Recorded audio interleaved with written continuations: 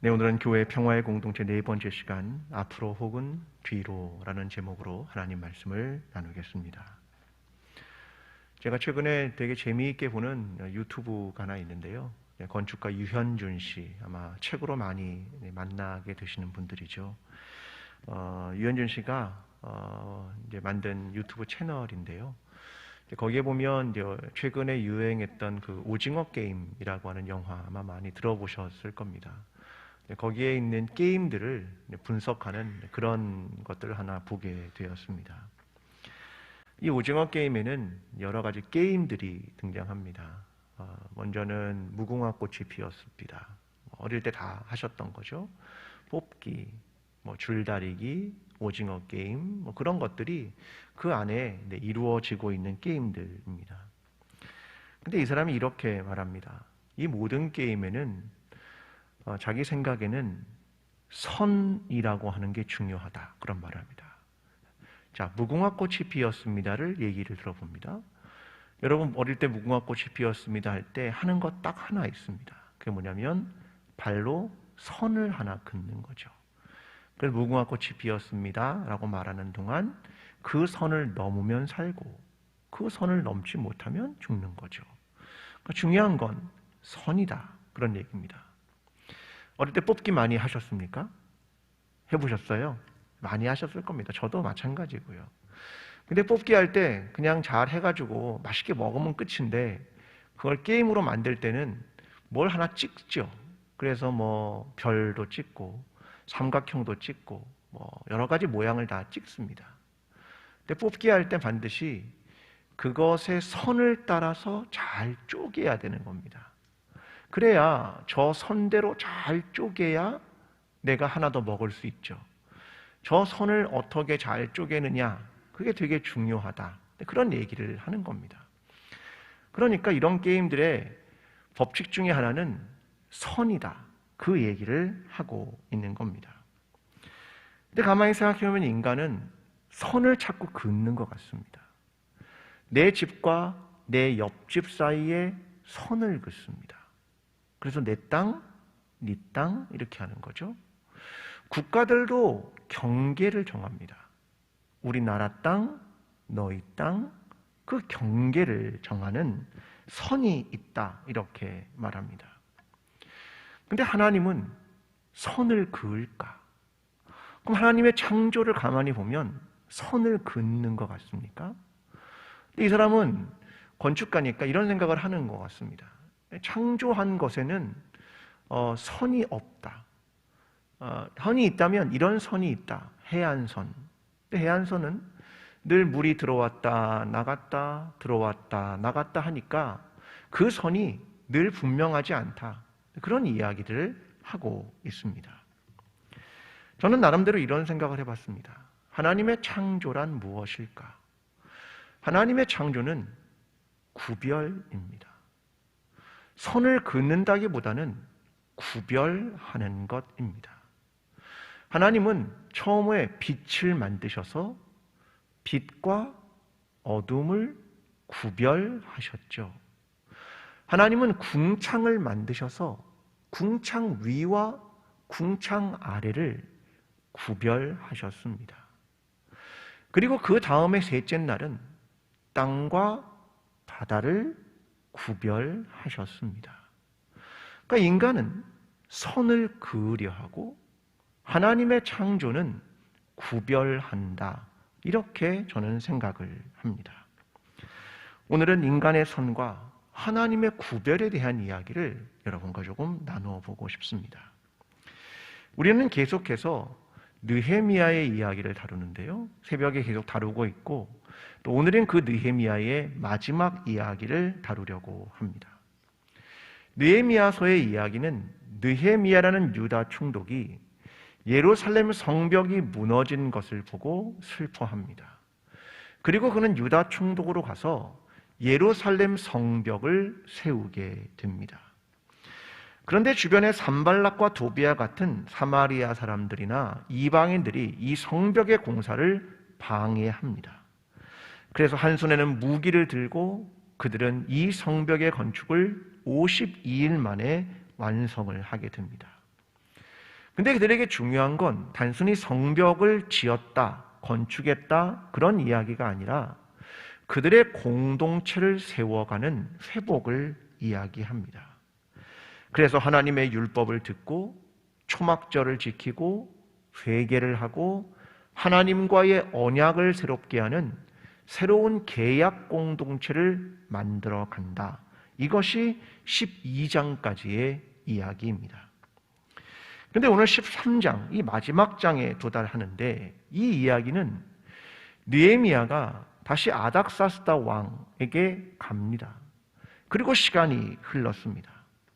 그가 다시 돌아와 보니 제사장 엘리야십이 암몬 사람 도비야에게 성전에 있는 한 방을 내어줍니다. 레위 사람들은 그들이 생계를 유지할 것을 받지 못해서 각자 고향으로 도망을 쳤습니다. 그들은 안식일도 지키지 않았고 유다 사람들은 이방 여인들과 결혼을 다시 시작했습니다. 심지어는 제사장까지도 말입니다. 그래 느헤미야가 제2차 개혁을 시작한다. 그 이야기가 오늘 마지막 13장의 이야기입니다. 저는 개인적으로 느헤미야가 12장에서 끝났으면 좋았을 걸, 저는 그 생각을 솔직히 했습니다. 12장까지 모든 개혁을 다 마치고 이제 그들이 하나님께로 돌아와 새로운 언약 공동체가 되었습니다. 이렇게 하고 끝나면 멋지게 끝난다라고 생각을 했습니다. 그래서 개인적으로는 13장이 없으면 좋겠다, 이런 생각을 사실은 했습니다. 근데 느헤미야는 13장으로 이어지고 있습니다. 13장을 읽으면 과거로의 회귀라는 것을 떠올리게 됩니다. 예를 들면 우리가 아는 연어라고 하는 것은 태어난 곳에서 멀리 바다까지 갔다가 다시 돌아온다라고 하는 거죠. 뱀장어는 반대입니다.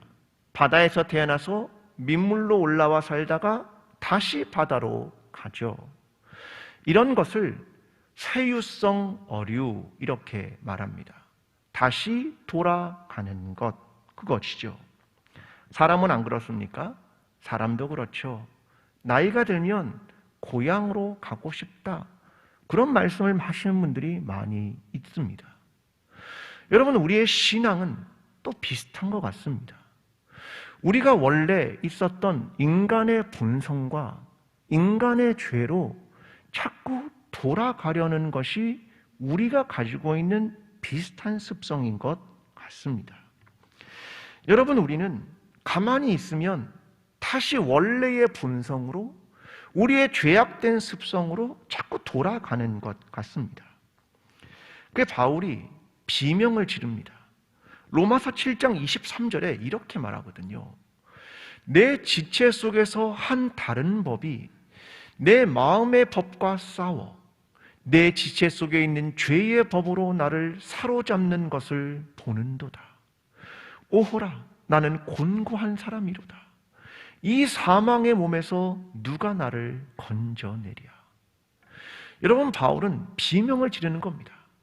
나는 내 안에 두 법이 싸운다. 근데 두 법이 싸우는데 자꾸 내가 사망의 법, 죄의 법, 인간의 본성으로 끌려 들어가는 나 자신을 발견한다. 오라, 나는 곤고한 사람이다.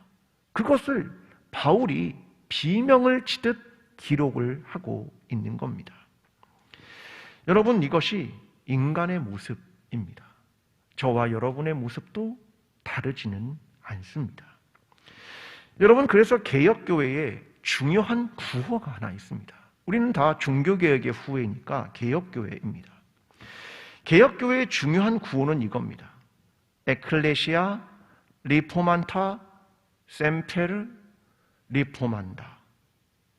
이게 뭐냐면 개혁된 교회는 항상 개혁되어야 한다. 이게 개혁교회의 구호입니다.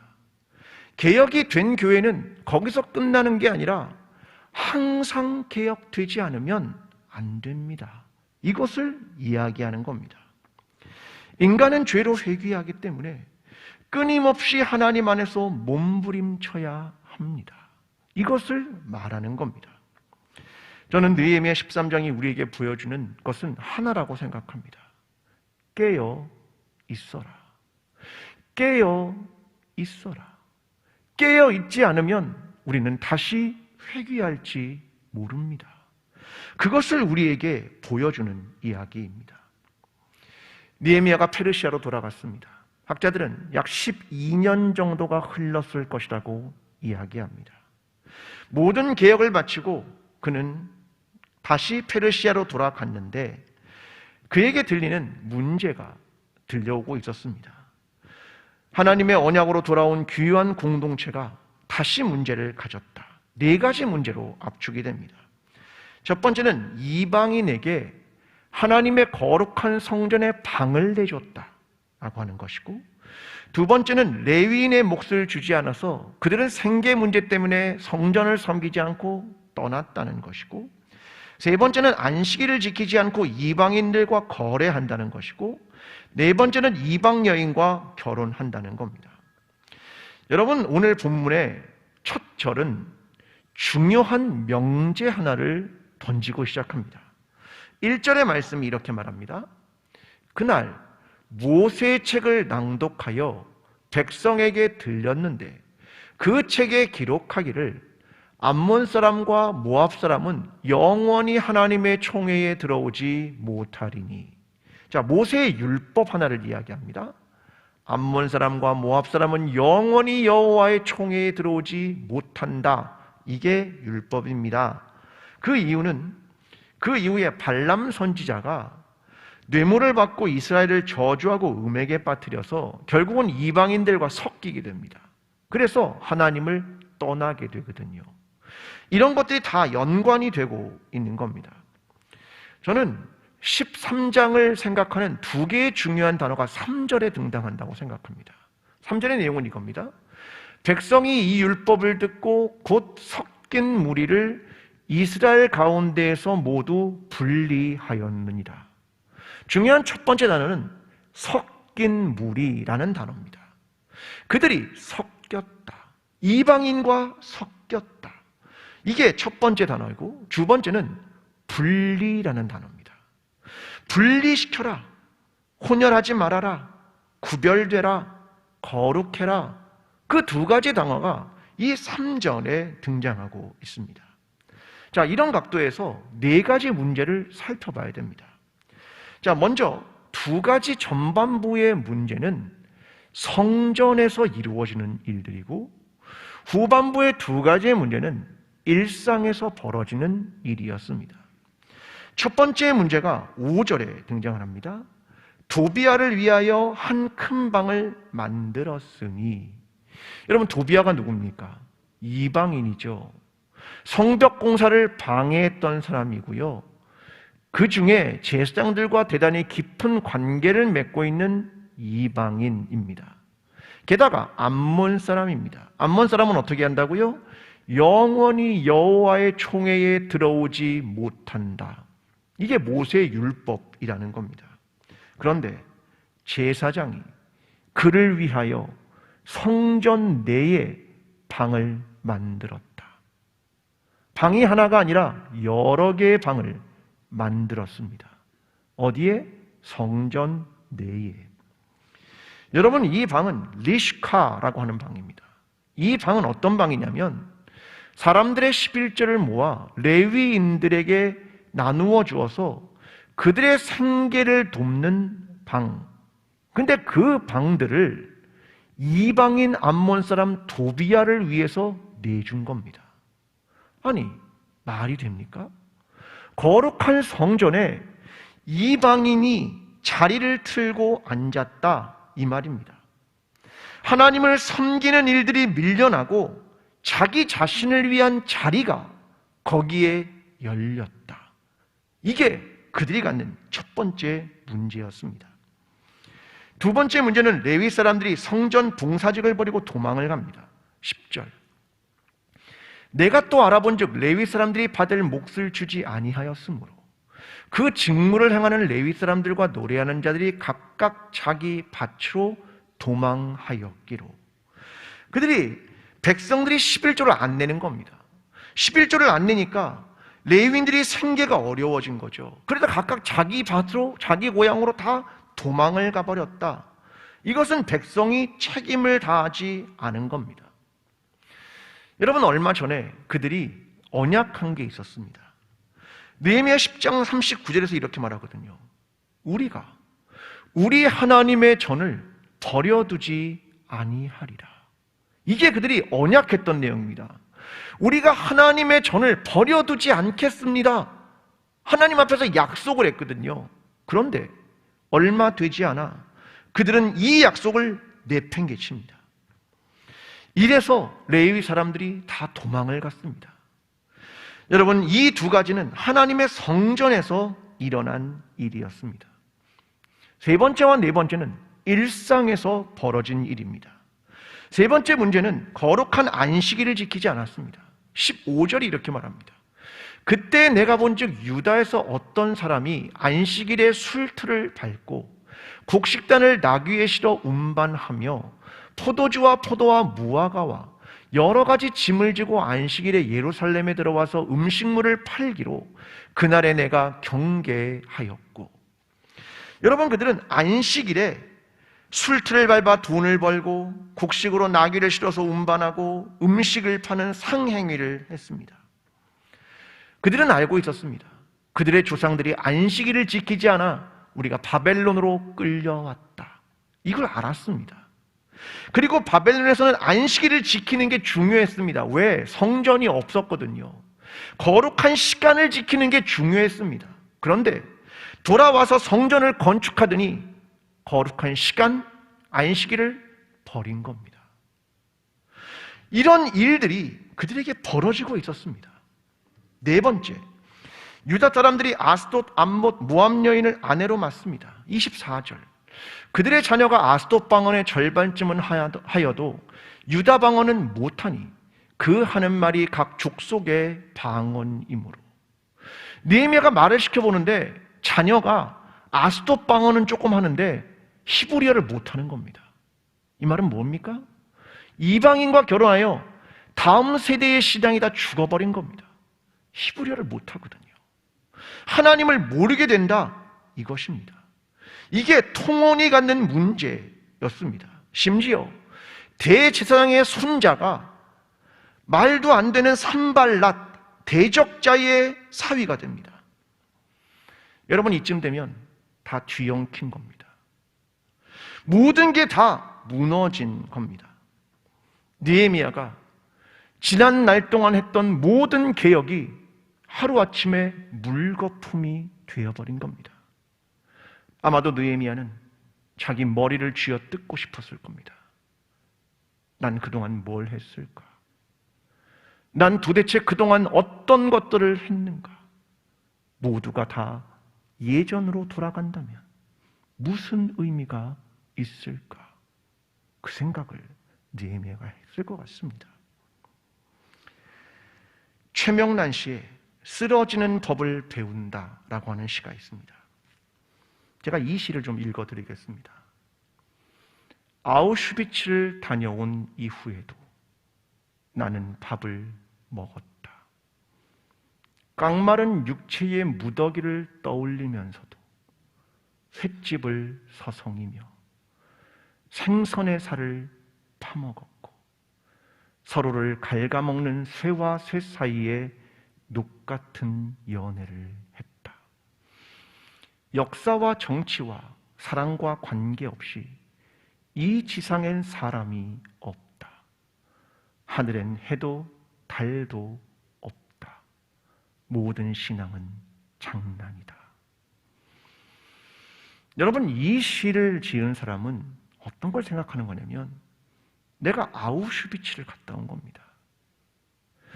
인간이 지을 수 있는 최악의 잘못, 사람이 사람을 대량 학살하는 아우슈비츠를 갔다 왔는데 나는 내 목구멍에 밥이 넘어간다. 심지어는 생선을 먹으면서도 나는 생선의 살을 파낸다. 이 시가 말하는 건 뭐냐면 내가 그토록 고통스러운 일을 경험했는데도 난 여전히 다르지 않다. 난 여전히 인간이다. 나는 그 혹독한 일들을 경험했으면서도 여전히 바뀐 게 없다. 여러분, 지금 느헤미야가 경험한 게 뭐냐면 바벨론 포로를 갔다 왔던 귀환 공동체가 시간이 얼마 흐르지 않았는데 다시 과거로 회귀해서 회귀 공동체가 되었다. 그것을 말하고 있는 겁니다. 여러분, 이 모든 것은 분례적 특성의 상실에 있습니다. 하나님의 성전과 예루살렘은 거룩합니다. 그런데 그 거룩함을 또 잊어본 겁니다. 여러분, 교회가 무엇인가에 대한 4가지 중요한 표지가 있습니다. 제가 설교 시간에 가끔 이야기하죠. 이게 있어야 교회다, 그런 말입니다. 첫 번째, 하나의. 두 번째, 거룩한. 세 번째, 보편적. 네 번째, 사도의. 이건 교회는 하나 되어야 하고, 교회는 거룩해야 하고, 교회는 하나님의 다스림 속에 있어야 하고, 교회에는 복음이 중요합니다. 그 말입니다. 이게 있어야 교회다. 이걸 설명하는 것입니다. 교회는 그리스도가 머리이십니다. 여러분, 이 사실을 믿으십니까? 그리스도가 우리의 머리이십니다. 교회는 성령의 인도함을 받는 공동체입니다. 교회는 환대의 공동체입니다. 이게 교회의 분례적 특징입니다. 그런데 만약 교회가 제도와 행정과 전통과 관행에 묶여 있다면 성령이 있어야 할 자리에 제도와 행정과 전통과 관행이 그 자리를 차지한다면 교회는 본래의 모습을 상실하는 겁니다. 본래적 특징을 잃어버리면 교회를 제 역할을 못하고 하나님의 백성다움을 잃어버리는 겁니다. 사랑하는 성도 여러분, 우리는 세상의 빛입니까? 우리는 세상의 소금입니까? 아니면 세상과 같이 어둡습니까? 아니면 맛을 잃어버렸습니까? 이 질문을 하고 있는 겁니다. 우리 교회에는 최응종 목사님이 계셨습니다. 원래 최응종 목사님은 우리 교회 장로님입니다. 그러다 이후에 신학을 공부해 목사가 되시고 우리 교회 담임이 되셨죠. 그러니까 우리 교회 장로님이고 우리 교회 목사님이시기도 합니다. 그분은 세상으로 나가서 세상에 있는 어려운 사람들 속에 뛰어 들어갑니다. 세상에 뛰어 들어가면 세상화 되는 겁니까? 아니요. 그는 빛을 잃지 않았고 섞이는 게 아니라 본래적 빛된 특성을 그냥 유지하고 오히려 세상을 변화시켜 간 겁니다. 거룩함을 지켜나가고 세상과 구별되지만 세상을 하나님 나라로 만들어 가신 분입니다. 전 이분이 우리 교회의 중요한 표상 중 한 명이라고 생각합니다. 저와 여러분이 그리스도인으로서의 본질과 교회의 본질을 지켜나가고 세상에서 다르게 살고 구별된 삶으로 거룩한 삶으로 매일을 살아가는 저와 여러분 광주 제일교회가 되기를 간절히 기도합니다. 여러분, 느헤미야가 보여준 반응은요, 차분하지 않습니다. 너무나 다른 모습을 보여줍니다. 8절, 도비아의 세간을 그 방 밖으로 다 내어 던지고. 느헤미야가요, 도비아가 성전 안에 방을 가진 걸 보고 세간을 밖으로 다 집어 던져버립니다. 레위인들의 생계 문제를 놓고 11절, 내가 모든 민장들을 꾸짖어 이르기를 하나님의 전이 어찌하여 버린 바 되었느냐. 그는 민장들을 꾸짖습니다. 이게 뭐냐? 너희가 하나님과 약속한 거 다 어디 갔느냐? 그러면서 그는 하나님의 약속에 대해서 분명하게 설명을 하고 꾸짖고 창고지기를 세우고 레위인에게 분배를 시작합니다. 안식일을 범하는 문제에 관해서는 느헤미야가 귀인들을 꾸짖습니다. 그리고 안식일의 성문을 닫아버립니다. 21절, 다시 이같이 하면 내가 자버리라. 엄중 경고입니다. 이방 여인과 결혼한 문제를 놓고 25절, 내가 그들을 책망하고 저주하며 그 중에 몇 사람을 때리고 그들의 머리털을 뽑고. 느헤미야가 가만두지 않았습니다. 심지어 대제사장의 손자 호론 사람 산발랏, 그와 결혼한 그의 사위가 된 대제사장의 손자를 쫓아버립니다. 전 솔직히 이걸 읽으면서 이런 생각을 했습니다. 느헤미야 너무하네. 너무하잖아. 아니, 사람 머리털 뽑고 때리고 이거 너무하잖아. 이런 생각을 하게 됐습니다. 근데 저는 이런 생각도 했습니다. 이런 일들은 인간의 삶 속에 신앙인에게도 반복되지 않을까? 인간은 타락하고 어려움 당하고 회개하고 돌아오고 또 타락하고 또 어려움 당하고 또 회개하고 또 돌아오고 계속 반복된다. 끊임없는 노력이 필요하다. 이것을 말해주는 것입니다. 이스라엘의 절기 중에 무교절이라는 절기가 있습니다. 누룩을 제거하는 날이죠. 6월절과 겹쳐서 이루어집니다. 이 누룩은 우리가 가진 죄에 대한 이야기를 하는 겁니다. 출애굽기 12장 15절이 이렇게 말합니다. 그 첫날의 누룩을 너희 집에서 제하라. 유대인들은 지금도 무교절이 되면 집안에 있는 모든 누룩을 다 제거합니다. 그래서 겨울 동안 눅눅해진 곰팡이 제거하고 그릇은 삶고 가죽에 그 가구에 누룩이 너무 많으면 갖다 버립니다. 그러면 아랍 사람들이 유대인 버린 가구들을 줍느라 경쟁하기도 한답니다. 누룩을 제거하는 4가지의 단계가 유대인에게 있습니다. 첫 번째, 브디카드 하메츠, 누룩 찾기입니다. 이거 아이들하고 되게 재미있는 놀이같이 하는 겁니다. 교육적 의미가 있기 때문에 그렇습니다. 어머니가 빵 부스러기를 집안 곳곳에 숨겨놓습니다. 그러면 그날 밤에 아버지가 불을 다 끄고 촛불 하나를 듭니다. 그 뒤에 아이들이 따라옵니다. 그러면서 누룩 찾기를 하는 겁니다. 빵 부스러기를 찾는 거죠. 근데 어떻게 하냐면 찾으면 나무 숟가락하고 거위 깃털을 듭니다. 숟가락에다 이렇게 담습니다. 그리고 그것을 한 천에다가 다 모아가지고 묶어가지고 밖에다 따로 분리해 놓는다. 이게 첫 번째 누룩 찾기입니다. 두 번째, 비툴 하메츠, 누룩 무효. 찾지 못한 누룩이 있겠죠. 그러면 말하는 겁니다. 무효다. 저 누룩은 무효야. 이렇게 선언을 하는 겁니다. 솔직히 실제로 다 찾을 수 없습니다. 너무 깊이 숨겨놓은 거 어떻게 찾겠습니까? 못 찾죠. 그때 누룩을 찾아 없애겠다는 확고한 선언입니다. 중요한 건 누룩을 찾는 노력이 찾아내는 것보다 중요하다, 그런 말입니다. 이걸 찾으려고 노력한 것이 실제로 찾지 못해도 더 중요하다. 내가 보지도 못하고 제거하지도 못하고 알지도 못하는 내 속에 있는 모든 누룩은 이제 무효가 되고 땅의 먼지와 같이 소유자가 없이 된다. 그렇게 말하는 겁니다. 세 번째, 비우르 하메츠, 누룩 태우기입니다. 첫 번째 단계에서 찾았던 누룩을 밖에다 갖다가 태우는 겁니다. 이게 세 번째입니다. 네 번째, 메이라트 하메츠, 누룩 팔기입니다.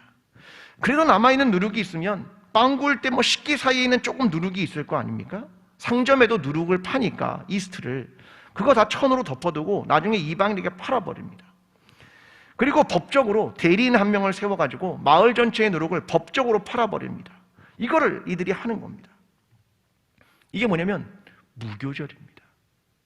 언제 합니까? 매해, 매년 우리 안에 있는 누룩을 제거한다. 이게 무교절이라는 겁니다. 매해 우리 안에 있는 죄악을 제거한다. 그것입니다. 그게 6월절의 중요한 절기입니다.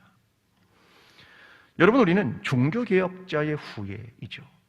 마틴 루터는 95개조 반박문을 면죄부를 팔고 있는 사람들 앞에서 이걸 건지다 못해 밖에 붙였습니다. 그 첫 번째 조항은 이것입니다. 우리의 주님이시며 스승이신 예수 그리스도께서 회개하라고 말씀하실 때 그는 믿는 자들의 삶 전체가 회개하는 것을 원하셨다. 저게 95개 반박문의 제1항입니다. 주님이 우리에게 회개하라고 말씀하실 때 믿는 모든 사람들은 우리의 삶 전체가 회개해야 합니다. 그것이 95개조 반박문의 제1항입니다. 우리는 그 이후로 16세기 이후로 문제가 없었을까? 있었겠죠. 또다시 문제가 생겼겠죠. 그때마다 종교개혁자들의 목소리에 귀를 기울여야 하는 겁니다. 다시 회개하고 다시 바른 길로 가는 것입니다. 에클레시아 리포만타, 셈페르 리포만다. 개혁된 교회는 항상 개혁되어야 한다. 인간이 죄로 회귀하기 때문입니다. 그래서 하나님 앞에서 몸부림쳐야 하는 겁니다. 우리가 인간이기 때문입니다. 이걸 인정하는 겁니다. 여러분, 우리는 선택의 기로에 늘 섭니다. 앞으로 갈 것인가? 혹은 뒤로 갈 것인가? 회귀할 것인가? 아니면 전진할 것인가? 우리는 삶의 순간마다 선택하고 결정을 하게 될 것입니다. 히브리서 10장 38절과 39절은 이렇게 말합니다. 나의 의인은 믿음으로 말미암아 살리라. 또한 뒤로 물러가면 내 마음이 그를 기뻐하지 아니하리라 하셨느니라. 우리는 뒤로 물러가 멸망할 자가 아니요 오직 영혼을 구원함에 이르는 믿음을 가진 자니라. 히브리서 기자가 우리에게 말하는 건 믿음이 있느냐? 그렇다면 뒤로 물러가지 말고 너는 뒤로 회귀하지 말고 거룩함을 향하여 회복을 향하여 믿음을 가지고 그 길을 걸어가라. 그렇게 이야기하는 겁니다. 오늘 저와 여러분이 우리가 하나님 앞에 죄인임을 고백하고 분명하게 여기에 응답하며 회귀하지 않고 거룩함을 향하여 앞으로 나아가게 되는 저와 여러분이 되기를 간절히 기도합니다.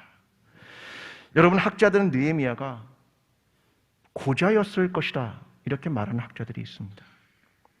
고자란 자녀가 없다는 말입니다. 그의 이야기를 후대에 남겨질 후손이 없다 그런 말입니다. 느헤미야는 마지막에 하나님께 기도를 합니다. 30절 31절 내가 이와 같이 그들에게 이방 사람을 떠나게 하여 그들을 깨끗하게 하고 또 제사장과 레위 사람들의 반열을 세워 각각 자기의 일을 맡게 하고 또 정한 기한에 나무와 처음 익은 것을 드리게 하였사오니 내 하나님이여 나를 기억하사 복을 주옵소서. 그가 하나님께 기도합니다. 하나님, 내가 이방 사람들로부터 떠나게 하고 제사장과 레위인을 바로 세우고 하나님의 백성을 돌아오게 했던 걸 기억해 주십시오. 하나님, 나는 자녀가 없습니다. 내 이야기를 후대에 전할 사람이 없습니다. 하나님, 그러나 하나님이 기억해 주십시오. 여러분, 어떤 사람으로 기억될 것입니까? 사람들이 나를 기억해 주면 좋겠습니까? 아니면 하나님이 나를 기억해 주면 좋겠습니까? 사람들의 시선과 사람들의 목소리가 중요합니까? 아니면 하나님의 시선과 하나님의 목소리가 중요합니까? 히스기야가 죽음 앞에서 한 기도가 있습니다. 이사야 38장 3절 이르되 여호와여 구하오니 내가 주 앞에서 진실과 전심으로 행하며 주의 목전에서 선하게 행한 것을 기억하옵소서 하고 히스기야가 심히 통곡하니 그는 하나님 앞에 죽음에 대한 이야기를 들었을 때 하나님께 이렇게 기록합니다. 하나님, 내가 진실함과 전심으로 선한 일을 행했던 그 일들을 하나님 기억해 주십시오. 난 자녀도 없고 내가 한 일을 남겨줄 사람도 없지만 난 하나님의 기억 속에 남고 싶습니다. 이것이 느헤미야의 마지막 기도였습니다. 우리 모두가 하나님께서 기억하실 만한 일, 거룩한 삶과 선한 일과 평화의 일을 만들어 가므로 하나님, 내가 한 일을 기억해 주십시오. 그렇게 하나님께 말하며 기도하게 되는 저와 여러분, 광주 제일교회 공동체가 되기를 간절히 축원합니다. 기도하겠습니다.